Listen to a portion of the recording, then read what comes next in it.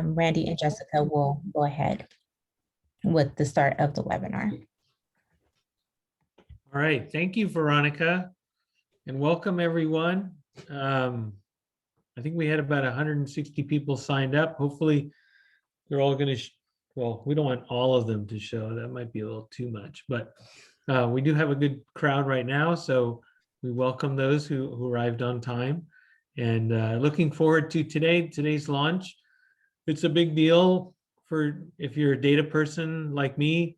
I really like to dig into the launch board and look at the adult ed data. As you know, the adult ed pipeline is one of the few dashboards out there that combine data from many systems.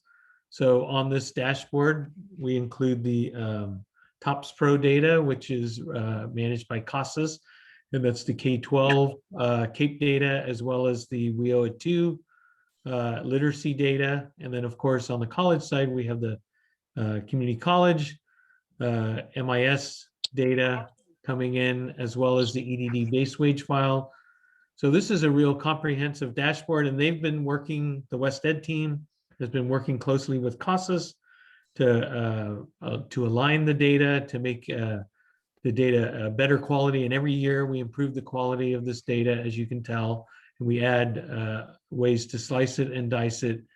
And just digging into some of the things that West Ed will show you today is really exciting, related to transition, employment, student progress, ethnicity, all the breakdowns of the demographics, student barriers. So I'm really excited, and this is really going to be helpful in your planning, your long-range planning, if you're doing a 3-year plan for the adult ed program, or just long-range planning in general. So I'll be manning the chat in case questions come up. If they're technical, I'll defer to West Ed, but I'm going to turn it over to Randy to take us from there. So thank you for coming, and look forward to today's webinar. Thank you, Neil. Thanks for being here today. My name is Randy Tillery. I am the Area Director of Workforce Development and Post-Secondary Education at West Ed. And I'll be just kind of leading up to the main presentation, which will be Jessica. I'm just sort of the window dressing today, which is why I wore my fancy red shirt, as Neil pointed out when he jumped on earlier. So today's webinar is going to be focused on really new features and updates. It's not going to be a comprehensive deep dive into the launch board, but this is really the first of 2 webinars this week that we're doing on the launch board. So we invite you clearly to come back on Friday, where there'll be much kind of deeper exploration of all the bells and whistles and how to use it for planning. So a little bit about us. Jessica, next slide. So like I said, my name is Randy Tillery. Also with me today is Jessica Chittafong. She's a product manager, data systems and tools. She is the build manager for the adult ed pipeline. Every one of the dashboards in the launch board has a build manager assigned to it. And she does an incredible job with this build. And so I'm very excited for her to get to present today. So just a little bit about our group at West Ed. So West Ed is an enormous organization, as 700 people work there. The post-secondary education and workforce group is just one component of a very large entity. But just, so oftentimes you see other people from West Ed and other contexts. It doesn't necessarily mean that they're connected to us or that we talk to them. But our real focus is really trying to strengthen the role of higher education, workforce, and economic development programs to improve student access and outcomes in higher education and increase economic mobility for low-income families and communities. One of our pet projects is we're trying to convince West Ed right now to allow us to create an actual center for economic mobility that will tie together all of our work in secondary, post-secondary transition, adult education, workforce development, and higher education. Next. So today it's going to be pretty simple. So we're going to be reviewing changes on adult education pipeline build 4.0. This is the 4th year we've built this. There will be a 4.1 version that'll have some minor changes in it downstream. We do sometimes do kind of iterative updates. But Jessica's going to be doing most of the presenting. She's going to talk about updates to the calculations, places where we refine the calculations, like what you're going to see is the the count of reportable individuals for colleges in particular is going to be much more closely aligned to your actual student numbers, because we were picking up some other non-credit courses that we didn't know colleges were offering in that metric. She will be talking about new metrics, and she will also be talking about new features and tools. Some of them are new features that are not new. Like when we did the field testing with folks from adult ed, they loved the new drill downs, which actually weren't new, but it was great to see them actually finally discover them and get to work with them. If you're in the wrong place, like if you're thinking you want the deep dive, the exploration of the launch board and all the features and all the metrics and kind of the underlying data and how it all works, this is not that webinar. So this is going to be focused on new features and tools. So we are presuming you have a little bit of understanding of what the launch board is and maybe have spent some time on it.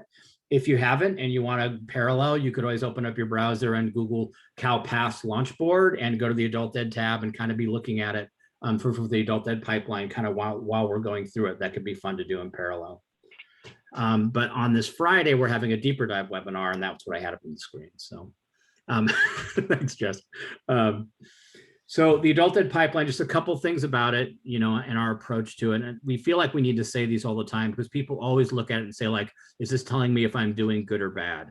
That is, well, that is not the primary purpose of it. So it's really meant to be a resource for adult educators, colleges, and consortia to improve student outcomes. So there are dozens of metrics, actually hundreds of metrics if you include all the drill downs, to allow you to identify, hey, how is this group of students doing in terms of, are they achieving EFLs at the same rate as my other students? How many of my students are transitioning to post-secondary? Is that a number I want to improve? And then it helps you begin to identify places where you really want to be doing better in relationship to your student outcomes and to really focus on that kind of improvement. The metrics are aligned to the student journey. If you look at the buckets, you have a kind of a students and programs bucket, you have a progress bucket, you have a transition bucket, a completion or success bucket, and then employment. So it allows you to kind of think about where the students connect, how they progress, do they transition to post-secondary education, do they complete credentials, and what happens in terms of job outcomes. And we do that to kind of make it seem a little more logical in terms of where the metrics are related to specific points in the student journey. As Neil said, it includes college MIS data. That's the enrollment management systems for all the community colleges. That data is uploaded to the Chancellor's office every year. And it includes all of the K-12 adult education TOPS Pro data. And we match that enrollment data to each other. So we can identify if a student started at a K-12 at adult school and then shows up in MIS in a credit program. And then we also match it to the EDD, Employment Development Department wage data, to identify students who've achieved employment or earnings outcomes. It's really the only complete source of college non-credit and K-12 adult education student data and outcomes. This in no way implies that the data you get from CASAS on a quarterly basis is not important or is not good data. It just means we package that data all together so that you get a summative view at the after the year ends of really what your consortia data looks like complete. All the college data, all the TOPS Pro data, and then the EDD wage file matching. And I think as Neil indicated, I think he talked about the 3-year planning. We are going to be loading some of the AE pipeline data into Nova for you to use in relationship to your 3-year plans, for you to kind of set goals related to specific data points. Next. This is just kind of illustrates what I was saying about kind of student journeys. You can see that you have the clump for students and programs, progress, transition, success, and employment and earnings.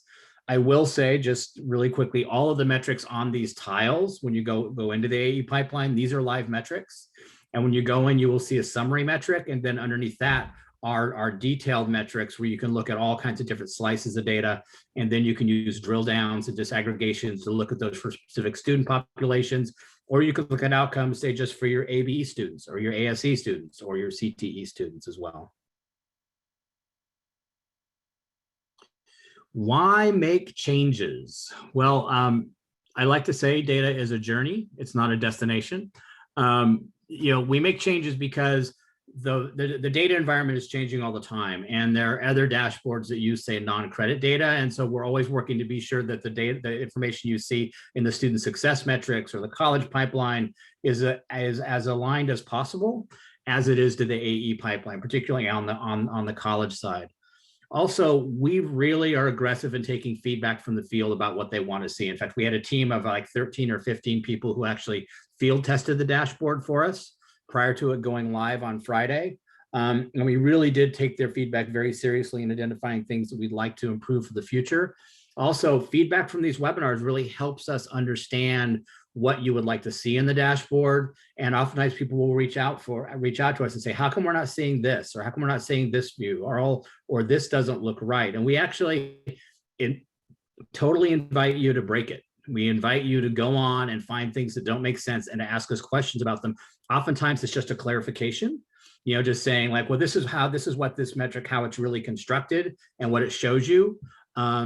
But other times there's something going on underneath the data about you're entering data and coding it in ways we didn't anticipate, or sometimes there's just errors in the calculation, like there's a coding error or a problem with the calculation and we have to go in and fix it.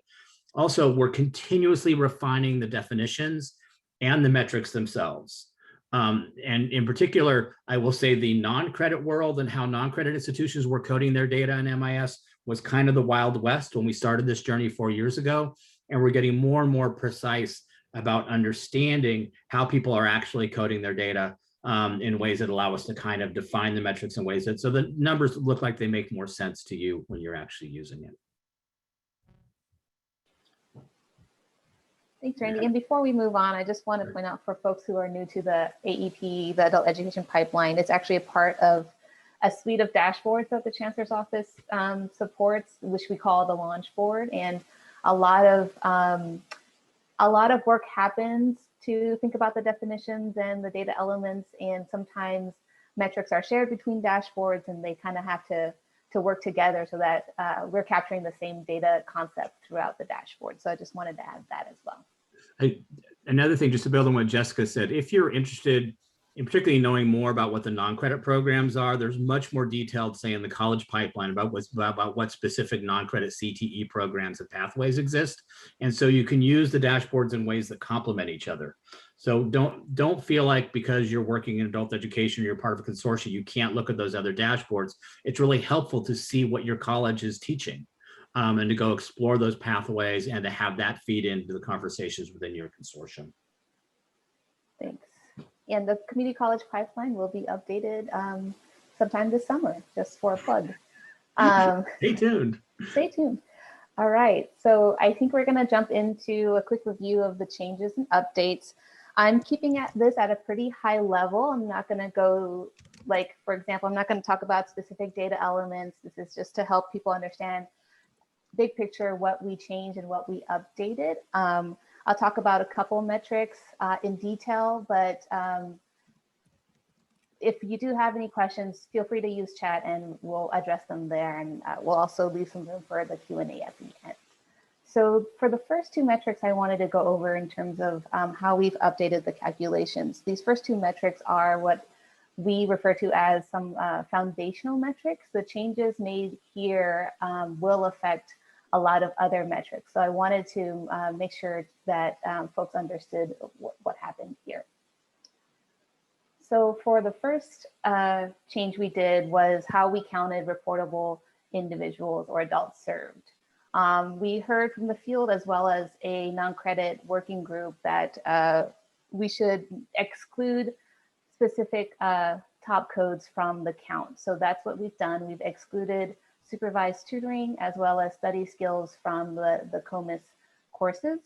And that has definitely cleaned up the counts, but it also, you'll see that some of the college counts will look very different from last year's build. So that's a big reason why. Secondly, we ensured that students who are receiving any sort of services, regardless of enrollments, are being counted. So that's another big change. So the reason behind these two changes are really to correct the inflation that we were seeing in the non-credit program side, as well as ensure that anyone receiving services are getting counted both at the adult ed programs as well as the non-credit programs. So for the AE folks, with what we're trying to correct here is a lot of colleges use non-credit course sections for their tutoring centers or for other services they're providing to students who are primarily in credit programs.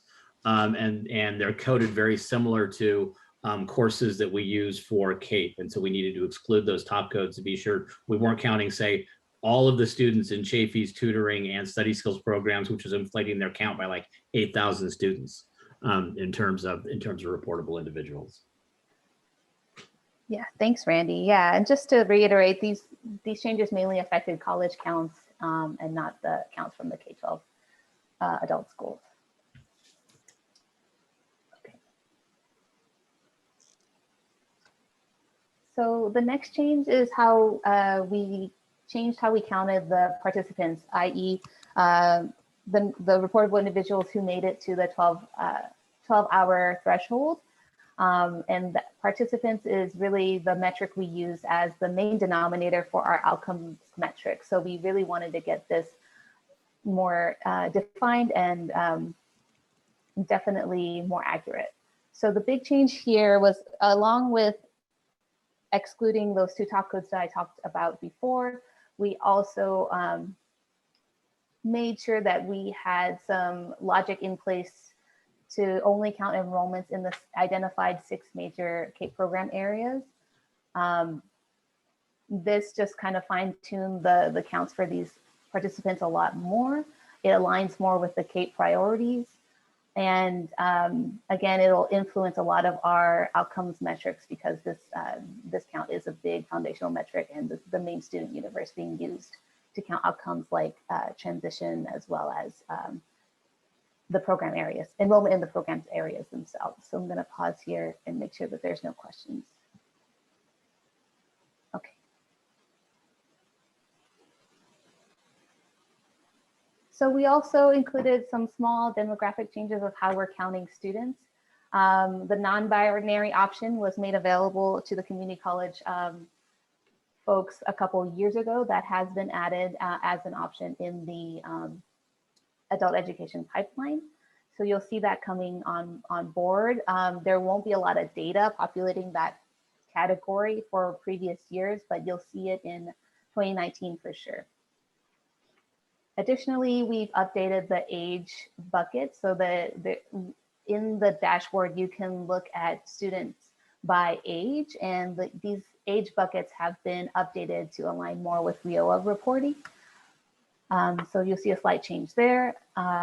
Additionally, we've noted some new data elements that will be used to flag students with disabilities. We've identified a new CASAS data element as well as a student flag in COMIS to be able to capture more students that way. The last thing we did was we implemented additional matching efforts on the coding side for being able to find students' social security number.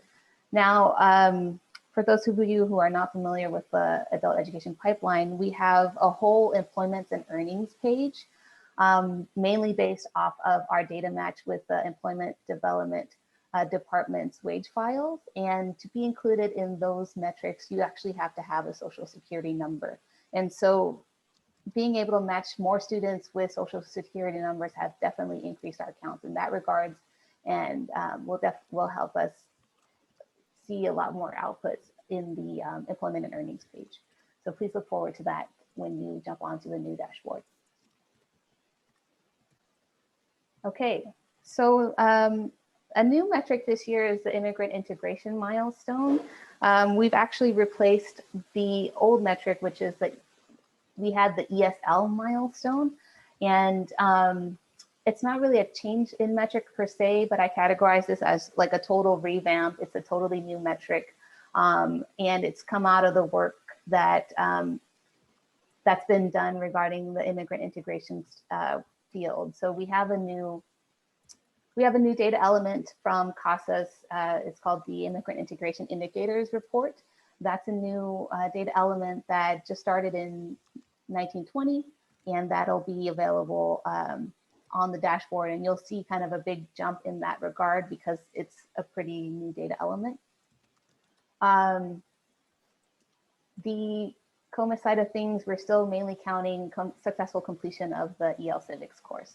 And so with this change in the metric, we really hope it aligns more with the immigrant integration initiatives that are happening in the state. And the other change we made here is that we made sure to track all participants who are completing this milestone, not just ESL students, because we realized that immigrant integration may be more expansive than ESL.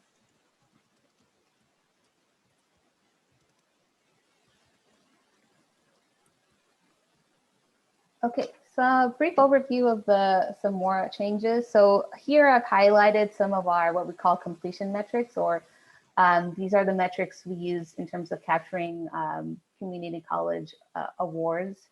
The big changes here is that we've brought in the student universe to include all participants. That was really a decision to match a little bit more with how CASAS was doing their reporting for post-secondary outcomes, as well as refining where we're counting students in terms of when they achieve the outcome. And we've included either new award categories within each award, or we've refined how we count. We've refined how the courses are counted here. So in broad terms, we've made some small tweaks to actually a lot of metrics on the dashboard. I'm not going to go over them all here on the webinar, but in general, it'll be something along the lines of that right-hand column there. It's either we expanded the student universe, we've added some additional courses or data elements that we could that we've identified that might refine the calculations a little bit more, stuff like that. If you're very interested on all of the metrics and what changed, we have a link here so that you can access something called the changes and definitions document. That's where we've tried to capture for each metric, what tweaks did we make, and what were the high level impacts from the counts from last year to this year. So that's live on the dashboard, but you can also access it using this link here. So I'll show you where to find it on the dashboard in a minute. But that's where you'll find very detailed notes about what changed and why.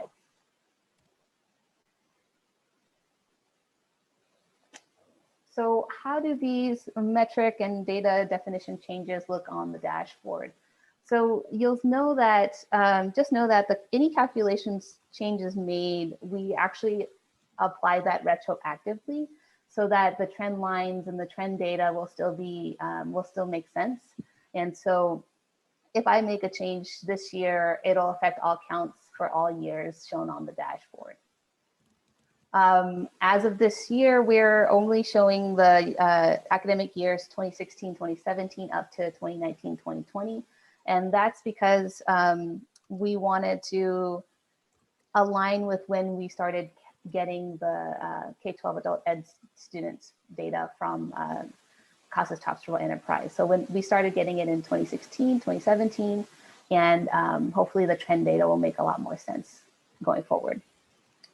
Some numbers will be updated in the metrics, so keep that in mind. We have made improvements to how we display the drill down, so I'll demonstrate that as well in a few minutes. And there'll be new metrics as well as additional information to help you with your planning and learning about how your students are doing. So before we do the demo, I'd like to talk a little bit about some of the new metrics as well as some of the fun stuff that you should look forward to as you jump into the dashboard. So the first thing is the transitions to post-secondary metrics. So for this metric, we've traditionally defined it as transitions to post-secondary, and post-secondary in terms of the metric definition includes transition into CTE as well as to credit college courses. For this build, we broke up those two concepts into two distinct metrics. So hopefully that'll help programs who are maybe more focused on one over the other. So now we have transition to career technical education as well as transition to credit college coursework, which are what I call sub-metrics to the transition to post-secondary. So hopefully this will get you a little bit more refined information on transitions. Additionally, we've included the top 5 institution charts. This is something that we've pulled over from the community college pipeline. On the left-hand side, you'll see a list of metrics. Those are the metrics that have currently a top 5 chart. The way the top 5 chart works is that if you want to look at, if you want to see who the top 5 institutions are in one of these metrics on the left-hand side, the top 5 chart will display the institutions as individual bars. And this is really based on the proportion of students attaining that specific outcome. Because we do know that smaller institutions do make an impact, and we wanted to show how their impact is compared to the larger institutions. So this is going to be a proportional difference, and you can see the top 5 at both the statewide level as well as the regional level. It won't work at the consortia level, but hopefully these 2 options will be helpful for you.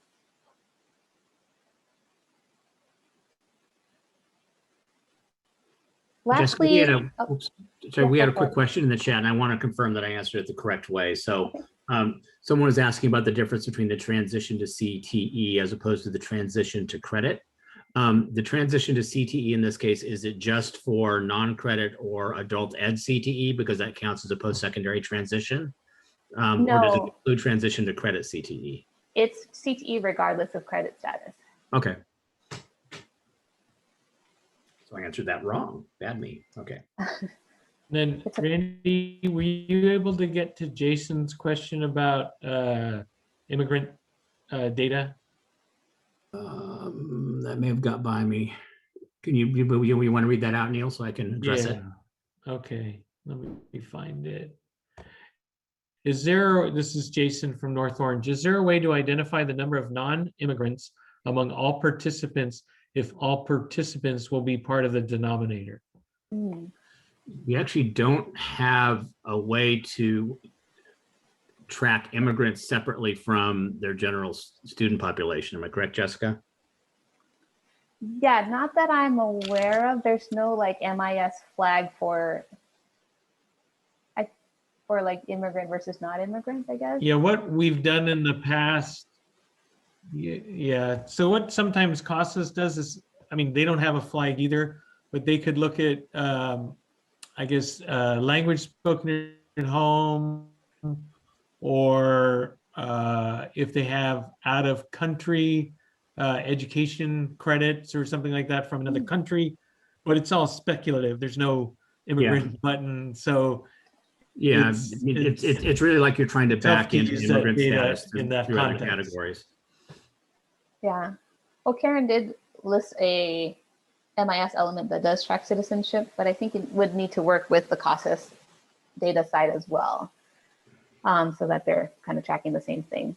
Thank you, Jason, for your question. All right. Any other questions? I think you're pretty good at answering these questions, Randy. I'm going as fast as I can. All right. Oops.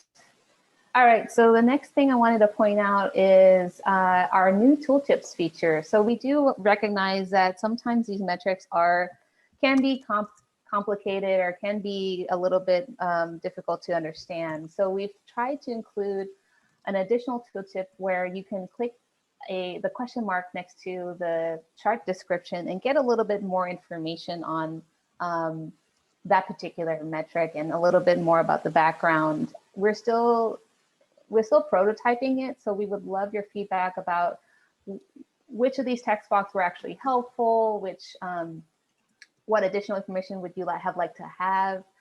This is very new.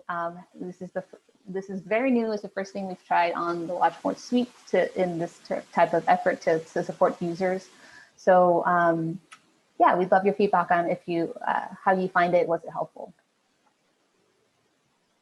Next, we're going to talk a little bit about drill downs. As Randy mentioned, this is not new. We do have 3 drill downs active on the adult education pipeline.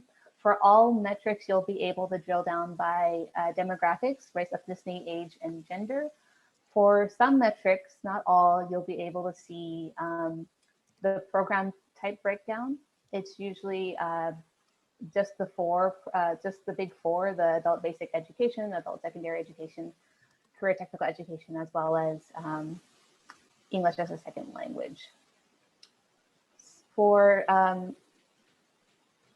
also some metrics, we are able to separate out the first time versus continuing students. So first time really is the first time in any system, both systems, and returning is students who may have had taken an absence and came back. All of these three drill downs work together. So if you select, if you're on a metric that has all three and you select a drill down for all three, they'll work together and display the information refined in that way. All right, so we're gonna jump to the dashboard now. And Randy, are there any questions? We're dealing with most of, there's a whole series of questions about whether you can use citizenship status as a proxy for immigrant status. And there are immigrants who are citizens. So like, there's no precise way to say, yes, these are absolutely all of your immigrants. So there's been some back and forth about that, but things are, I think we're caught up right now. Okay, cool. All right, so we're navigating to the dashboard. Again, I'm just going to show folks how to access it on Google. I just Googled Launchboard. Launchboard will show up here. If I click the home page, it will take me to the Launchboard homepage where you can access any of the other Launchboard dashboards. You can find the adult education pipeline right here. We'll go into Explore, and it'll take you here. And let me put in the link into chat again for folks who are. Oh, thanks, Neil. I don't have to do that. Perfect. So this is where we ended up. This is the adult education homepage. You'll see here the tiles that Randy was mentioning. We have some lagging indicators on this page. So just to see that if you want to see those metrics, you want to go back a year. Here you can make your selection. So we want to look at statewide data. If you want to look at your specific institution, what you can do here is go to the institution box and just start typing your institution name, and it'll slowly populate with the list as you continue to type. So that's a quick way to access your institution. You can also look at the data by region, by consortia, as well as by community college district. So I'm going to stick with statewide right now. I'm going to go back to 1819 data just to show you that the homepage will repopulate once I click view with the new data.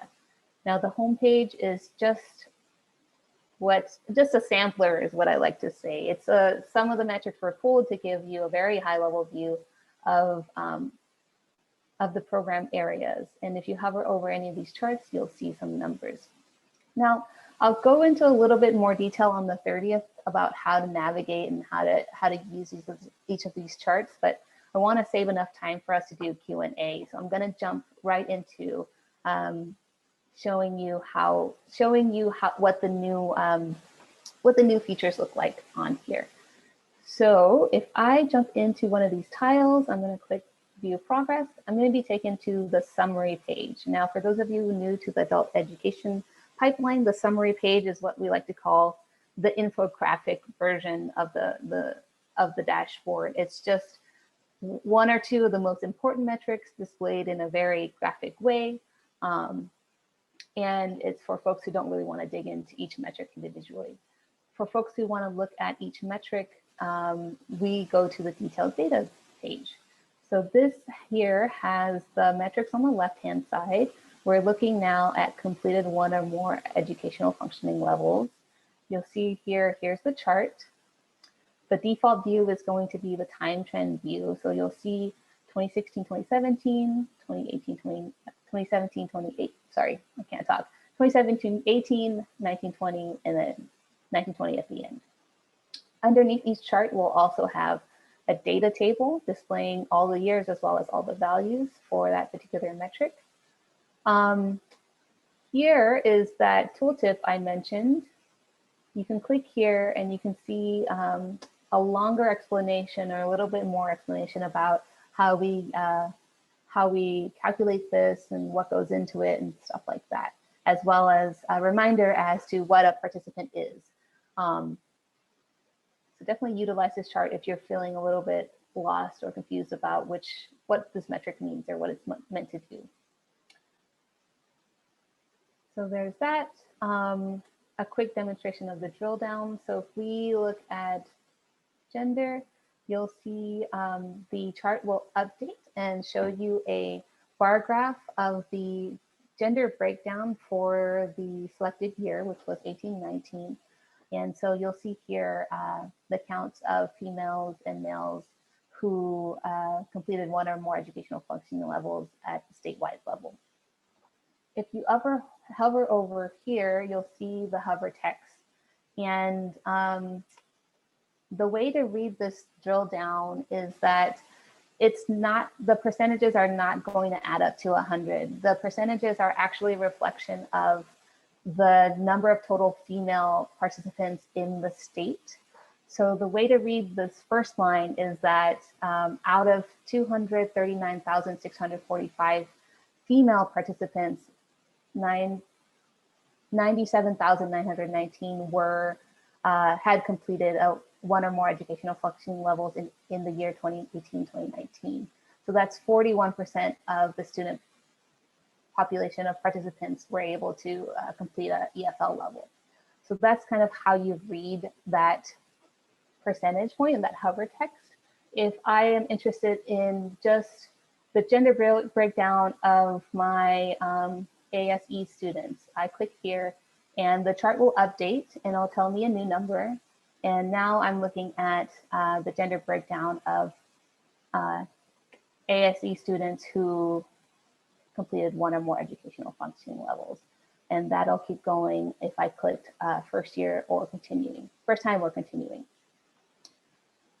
So there's that. And then let's look at a top 5 chart. So let's look at top 5 institutions for completing, for transition to post-secondary. So at the statewide level, you'll see here a list of 5 colleges, and hovering over will show you the counts and the percentage breakdown of that. Underneath, you'll see as well the data table. And yeah, we can also change this to look at what are the top 5 in the region. So if I want to look at Sacramento, you can see here the institutions have changed, and now it reflects the top 5 performing institutions in that particular county or in that particular region. I'm going to go back to statewide view.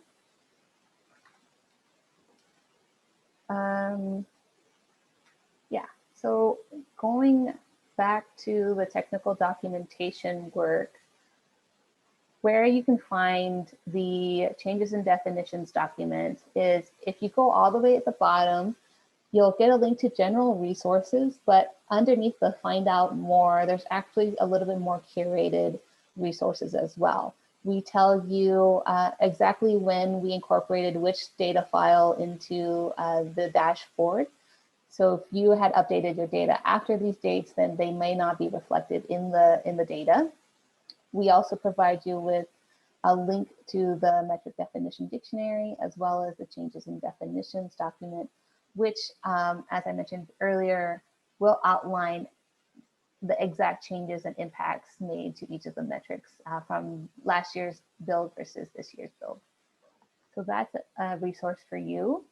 And for those of folks who are not interested in the data visualizations at all and just want to download the data, you can actually do that using both the export data to CSV button here.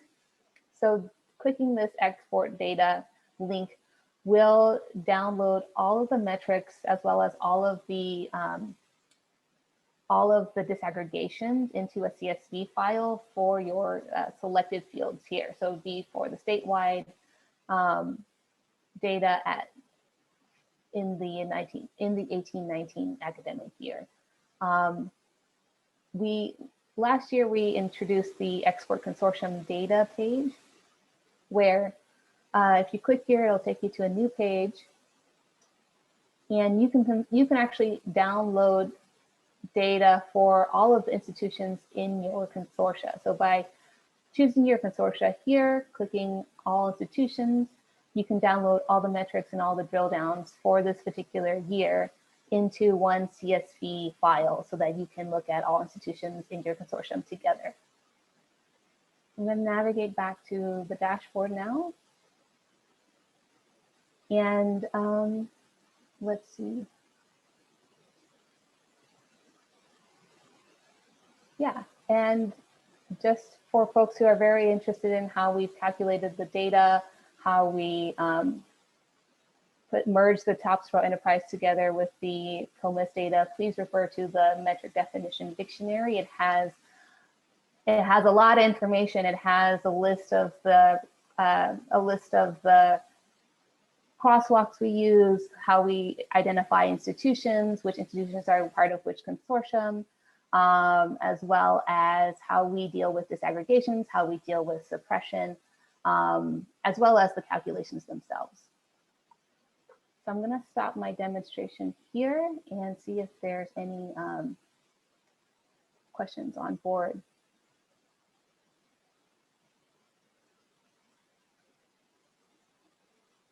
Okay, looks like there's a question from Sherry, but you guys seem to be on it. If you're not an official member of the consortium, we may not be capturing you. They have to be part of the data download that we get from CASAS, and we need to know to pull them from the COMIS side of things if that's the case. And there are WIOA Title II agencies that are not CAPE members of consortia, so that we could be getting it that way as well.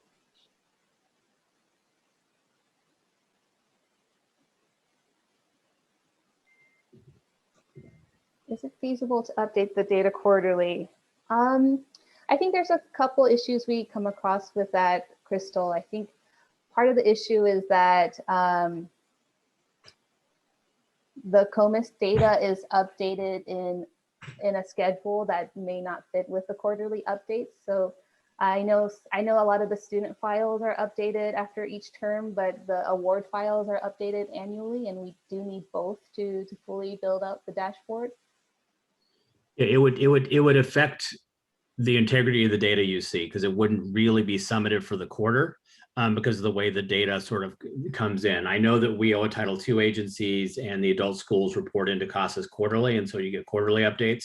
But the way the college files come in would make the consortium data look very wonky. So we haven't really tried to do that. We have discussed, at one point we were discussing maybe doing a mid-year update or something like, during the year, but we've never really sort of gotten that far with it. And to be honest, to give you the best possible data, summative end of year data is probably the best for actually planning purposes.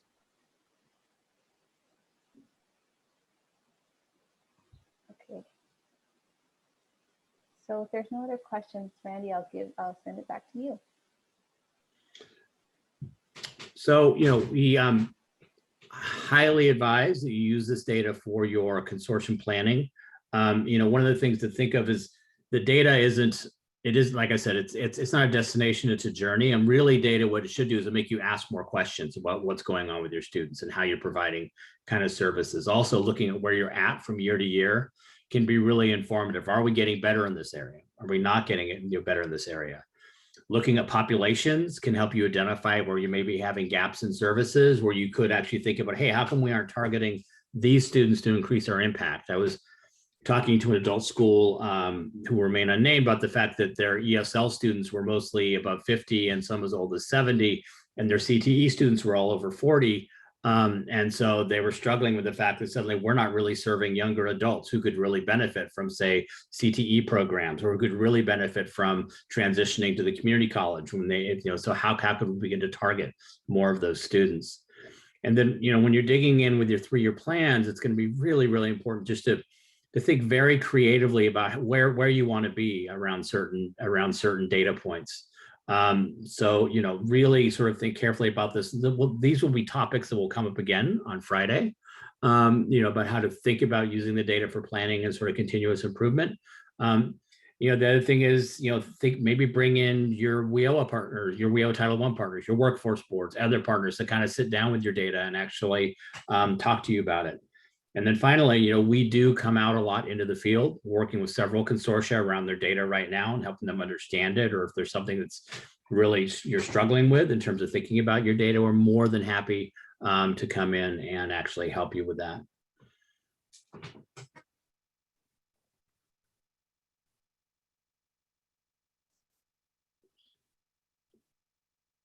We'll just sort of hang on here and sort of see if people have questions or more things you want to discuss. Like I said, we will be back on Friday.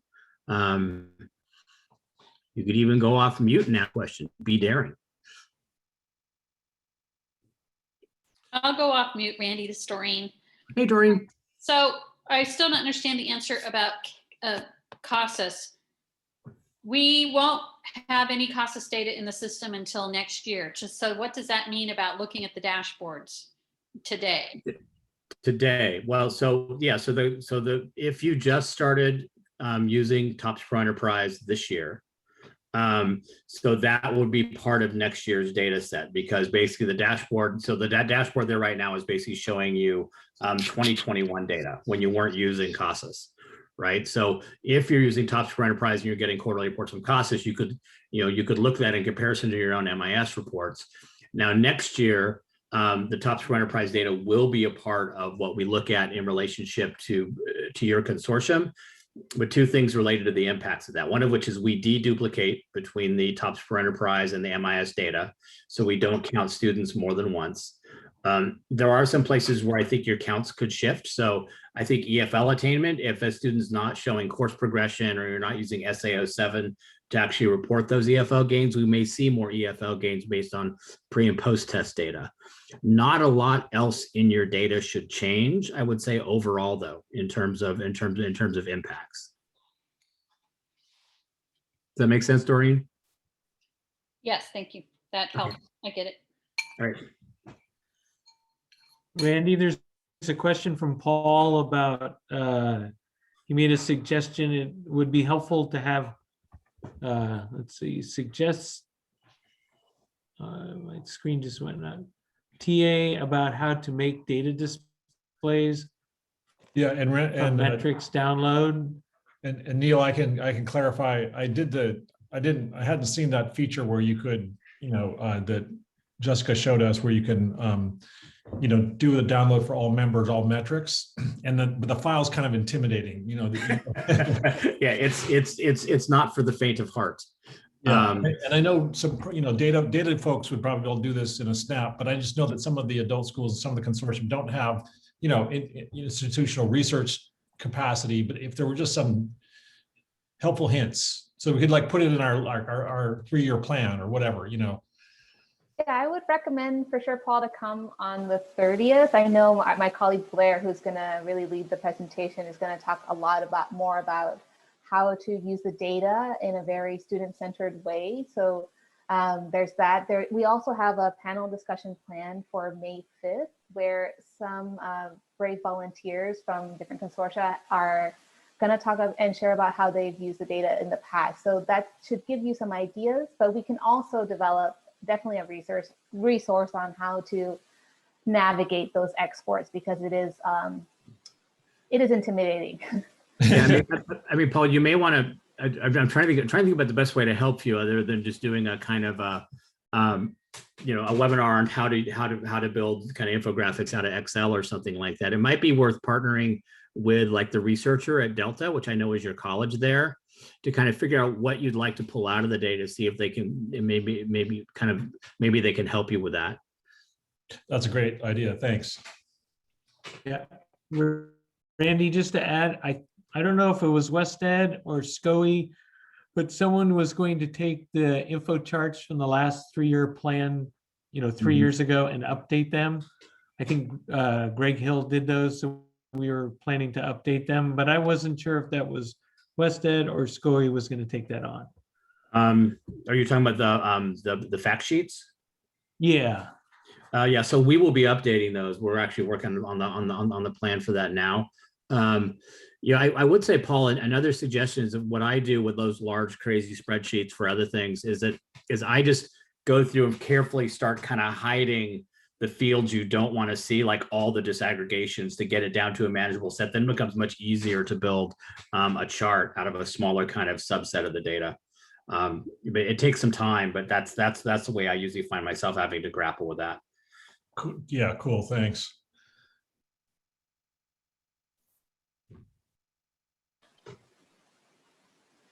We have 7 minutes left. Okay, well, if anyone wants me to walk back to the dashboard and just show anything, I can definitely do that as well, but I can move us on to the next slide.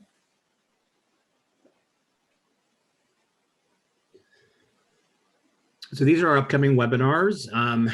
We're doing a whole series this year. So like I said, this Friday is the understanding and using the adult education pipeline for continuous improvement. We're going to be doing something on the 5th related to specifically how to use the dashboard for your 3-year consortium planning. And we're doing a kind of a wonky thing on the 12th that we get this question all the time. Why do my quarterly CASAS reports look different than the AEP data? And it's not a fault with either data set. It's just they're structured differently. The quarterly TOPS Pro data sets don't include all of the college data for your consortium. And so that's part of the challenge. Well, we'll be going into that in more detail on May 12th. And then we're going to do something on the 19th, which we've been trying to do for a couple of years, is thinking about how you align curriculum and the basic skills. So, what is CB21? What are the NRS educational functioning levels, and how to think about curriculum alignment? And I was having a conversation with Kathy Booth this morning. We're talking about doing an entire series this next year, which basically is going to focus on what does it mean for adult schools to potentially be a gateway to college. So it'll be looking at things like the relationship between what adult schools do and guided pathways, looking at this kind of CB21 EFL issue and how you can align curriculum to help students kind of make that leap to college, and how to identify prospective students in your community who could really benefit from a transitional space to add at the adult school as a way to get ready to go to the local community college, which are all ways to kind of expand student populations that adult schools are working with, and to strengthen strategies for transition. And we have the link there for registration. And thank you very much. So our emails are in this presentation and it's posted. We actually invite you to contact us. So feel free to reach out to either me or Jessica or Blair. I know a lot of you chit chat with Blair. So we look forward to hearing more from you and answering your questions. And once again, if you can break it, there's someplace your data is wrong, we definitely want to hear about it. Or if you think it's wrong and you just want to have a conversation about it. If you want us to come in and talk to your consortium about the data and what the data means, we're also happy to do that. With that, Veronica, I think I'll transition back to you. All right. Thank you, Randy, Jessica, and Neil for today's presentation. And thank you all very much for participating. As Randy mentioned and Jessica mentioned, they do have a webinar this Friday. So definitely, if you haven't registered, Holly has posted the link to register for that particular webinar. And also tomorrow, we will have a CASAS data dive webinar. And this data dive will be talking about how to use the data to start thinking about your 3-year plan and performance-based targets. So if you haven't registered for that webinar, definitely take a couple minutes to register for that webinar. It's tomorrow beginning at 12 o'clock noon. And then again, join us on Friday. We have also posted a link in the chat for an evaluation for today's webinar. Take a couple minutes to complete that evaluation and let the WestEd team know what you thought about today's webinar. The questions are specific to the adult education pipeline update. So if you have input and feedback that you would like to provide, please complete that evaluation. It will just take you a couple minutes to do so. So that is all that we have at this time. If there are no other questions, we'll go ahead and close the webinar just a little bit early. And hopefully we'll see you all tomorrow and again on Friday for the upcoming webinars. And I'm looking at the chat and I don't see any additional questions, just a bunch of thank yous. So thank you all very much for participating, and we will go ahead and prepare to close the room. Thanks, Veronica. You're welcome, Jessica. All right, have a great afternoon, everyone.